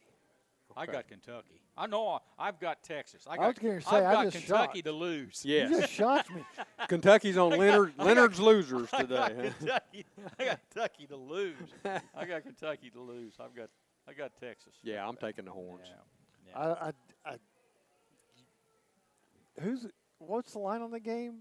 30? 12.5. 12.5. I guess it's that low because they have doubts about Manning, but And it's at Kentucky. well, I know. The only thing that you got going for Kentucky, At Kroger Field. You got Texas thinking, hey, man, we won the big one at Oklahoma. We're back. You go up there. And they're not back. You go up there to Kentucky, and you just don't play very inspired. You know, after that big win, it happened. What is it? Big win next big win next Big game. game next game. Big game next game. No? Yeah, but I don't even think that works with Kentucky. Not this year. Not in football. All right, Mississippi State 4-2 and 0-2 in the league at Florida. Florida 2-4 and 1-2. Florida's a 9.5-point favorite. 4:15 on the SEC network. Donnie, does Billy Napier does he win to live another week? I think maybe he does and gets a little reprieve here for at least a short one. It's hard to win in the swamp. Yeah. It's hard to beat them in the swamp. And Mississippi State has brought in a lot of players They have. this year, and they are much improved. They are much improved. And You're it wouldn't exactly surprise right. me at all if they go down there and win the football game. But It I wouldn't think, me either. But I think Florida right now, you know, they've played people close. They have. just haven't won. You No. know, they've played good enough to lose. That's what Yes. the best saying I can go. Marcus, who you got? Mississippi State or Florida? I'm going to save State. I wouldn't be surprised. like I said earlier, I don't have a lot of faith in Florida when they're favored. I like them when they're not favored, when they're at LSU at night, or when you've got them coming up, when you got them playing Tennessee, or when you got them playing Texas. In those situations, they're really good, but when they're the favorite, this team doesn't seem to be able to win the ones they should very easily. Yeah. Hey, it's time for a break. When we return, we'll be back to close out today's show. You're listening to the GoTee Sports Page, and now stay tuned for the best in local sports. For over 50 years and 3 generations, the people of Blount County have trusted Stevenson Tire with their vehicles and their families. Our mission has always been simple: to provide quality products at reasonable prices with exceptional customer service. Featuring tire products from Michelin, BF Goodrich, Uniroyal, Bridgestone, Firestone, and Yokohama, Stevenson Tire also offers alignment and brake services at affordable prices. Stevenson Tire Company, 2411 East Broadway Avenue in Maryville. Call 983-1621 or online at stevensonTire.net. The Roger L. Newman Company began in 1984 with a vision of providing Blount County with excellent heating and cooling service. Mr. Newman also wanted a real business. No gimmicks and no high-pressure sales. They just fix it or replace it. They want to stay within your budget and make you comfortable. Their motto still stands true today: call us first, we'll be there. Call Roger L. Newman Company at 982-5446 or visit online at rogerlnewman.com. Cooler temperatures are approaching. Upgrade your furnace now for as little as $50 a month. Welcome back to the Bluetick Tavern in downtown Maryville. This is Mike Edwards, and it's time for the Boyd Sports Spotlight. I'm here with Donnie Moore and Marcus Fitzsimmons, and I got my brother down here from Indiana, John Edwards, and he's down here at a good time because Indiana's riding high, and by golly, they went out to Oregon, and a lot of people didn't think they would go out there and beat that team, but by golly, they beat them.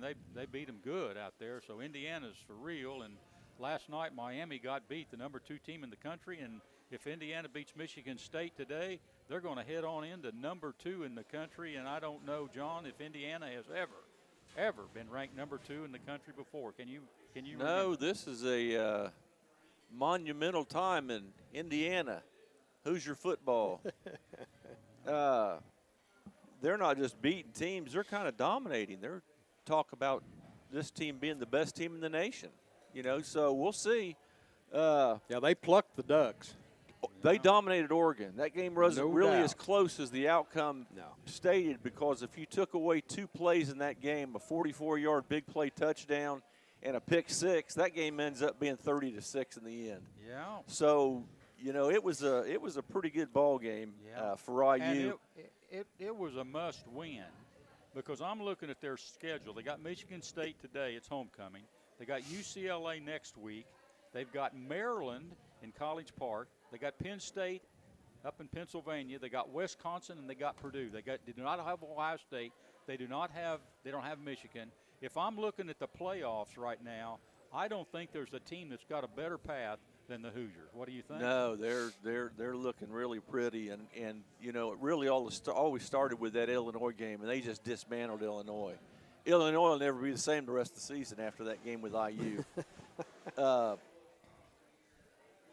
Point-wise, they've dominated. They've scored 269 points to their opponent's 68, and that was against 2 top 10 teams. So that says a lot for the Hoosiers.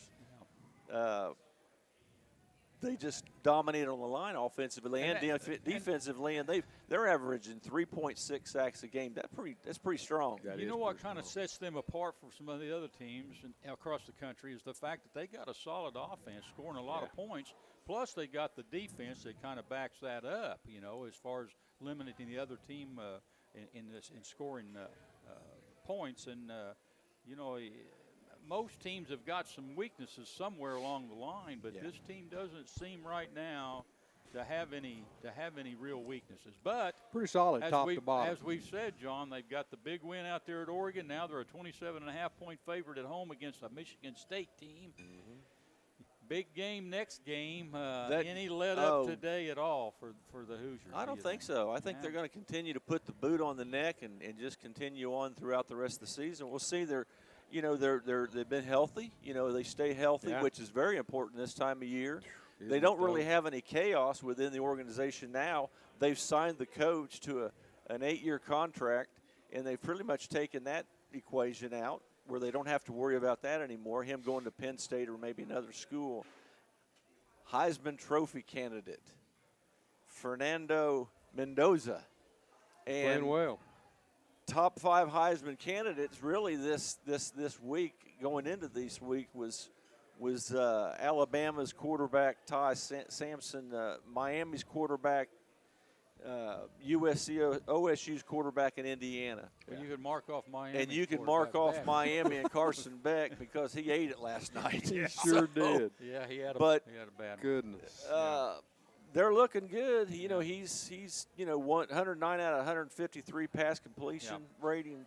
And you go back, you talk about Kurt Cignetti and what he's done in just this is his second year at Indiana. And you look back and you say, well, Indiana's in the Big Ten. You know, it's not as good as the SEC, but it is, you know, it's. They're strong football. Yeah, they play strong football. And you look back and you say, well, who has he lost to? So far, he's lost to Notre Dame and Ohio State. Yeah. That's it. That's it. That's it. Now, that's the only 2 teams he's lost to, and he didn't lose bad. He didn't lose bad to either one of them, and of course he could see Ohio State again. You know, if Indiana and Ohio State finish 1-2 and it plays out that way, then they'll play the championship game in Indianapolis. And that's the way it looks. Is that Indiana's on the path to play Ohio State? Big Ten champion, yeah, absolutely. And you know what's impressive to me? This isn't basketball. You don't put together a team with an NIL offseason and contend. The teams that are good right now in the top, let's say the top 20 teams in the country right now, 18 of them were in the top 20 30 years ago. You don't just create something like this overnight. That doesn't happen in college football, but yet Indiana's done it over the last 17 games. Yeah, well, John, they got the Hoosiers, riding high at number 3, pushing number 2, and then in another huge game up north from Bloomington today, you've got Southern Cal coming in for their traditionally rival game in South Bend to play Notre Dame, and Notre Dame with their 2 losses, having lost to Texas A&M and Miami, 2 ranked teams, by really, 4 points, or I think it was 4 points total, or maybe a little bit more than that, but not many, maybe 7 points. I can't remember. But they can't afford to lose another game. And I think Notre Dame's ranked 13th in the country right now with 2 losses. But they can't afford to lose this Southern California game. And they're going to have some help up there today because your 2 sons are going to be up there today. Huh? They got somehow or another they finagled some tickets. To get up there, boy, they're going. And you know, what's the opportunity that you get to go see Notre Dame USC? My son Tori and my youngest son Nick, the Goose. They're going to go up there, and they're going to have a heck of a time and see a great game. I mean, playoff implications in this game. I mean, really, if Notre Dame wins, they continue on. They got to kind of run the table, and they lose, and they're done. Yeah. And at our household tonight, as we watch Tennessee and Notre Dame being on at the same time, and there might be another game in there, we're going to be flipping at commercials. Yeah, we're going to be flipping at commercials to see what's going on somewhere else. So it's going to be an exciting game there. I want to mention Maryland. Maryland's at 4-2, and of course they got Indiana at home. And they're a pretty good football team. Yeah, they're no patsy. And they've got Indiana's got UCLA next week, and you say, well, that's not. But they've won 2 straight, and if they can get Maryland today, in fact, they're favored. UCLA's favored by 3 points out there today. They're starting to gel out there. They're starting to gel under Nico, so to speak. And if they can get some of their defensive woes, they're having some real problems defensively. But they're coming into Bloomington next week, and Indiana's going to have a tougher game, really, with UCLA than they probably thought they were going to have maybe a couple of weeks ago. John, what do you think? Well, UCLA just developed as the season progresses. So, you know, again, him coming in there, Nico coming in, and a whole new system. And it's tough to learn a new system. You know, new coach, new program, new team. And I think they're starting to come together. So that will be a good game for IU. So there's another game that's kind of under the radar today with everything's going on in the SEC and what's happening up there in Hoosierland. But Georgia Tech at number 12 and 6-0. They've kind of been under the radar. They're at Duke today. And Duke's 4-2, and they got Duke a 3-point favorite there. And they're at home against the Jackets. But you know, they might get stung today. Georgia Tech's one of those teams that, with the second half of the season, you know, can they get through this thing with 6 more wins or maybe 1 loss and look at a playoff for them down there in Atlanta? It's entirely possible. Yeah. A lot of good football today. Yeah, there is all across the country. A lot of good football. Yeah. Non-Power 4 teams: Navy 6-0, Memphis 6-0, South Florida 5-1, Tulane 5-1. UNLV 6-0 and James Madison 5-1. I mentioned all of those. I mentioned Memphis is number 22, South Florida is number 19 in the country. I mentioned those because they could move into that number 12 spot. Yes, Isn't that they right, could. Marcus? They could that move is in correct. there. Yeah. So we'll keep tabs on them from week to week. Donnie, it's been a lot of fun this morning. And it John, has. thanks for coming. Thanks You're for welcome, coming, John. I have one more word. Hoosiers. Yeah. Okay. Go Hoosiers. With the bull mascot. What's the deal with the bull mascot? Well, do we have time? Yeah. No. No, we don't have time. Not We'll really. have to bring that on another time, but it's a good story. I hear Okay, you. Donnie, get us out of here. Hey, that'll do it for today's edition of the GoTeez Sports Page. Thanks to Aaron Ishmael back at Loud Media, our host, the Bluetick Tavern, and all our sponsors. For Donnie Moore, Marcus Fitzsimmons, until next Saturday, this is Mike Edwards, the Greenfield Gunner, wishing everyone good sports. And that's the final whistle. Join us again next Saturday for the GoTeez Sports Page. The best in local sports since 1978.